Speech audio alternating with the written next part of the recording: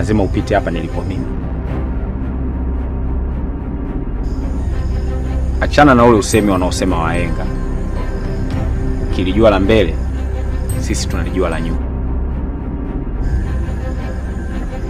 Najua wewe ni Mama Sonia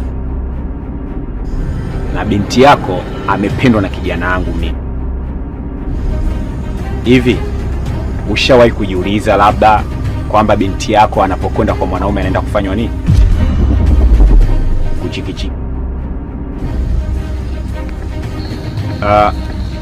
Nakumbuka kuna siku moja ulikuja ndani ya himaya yangu, nyumbani kwangu, ukatamba sana.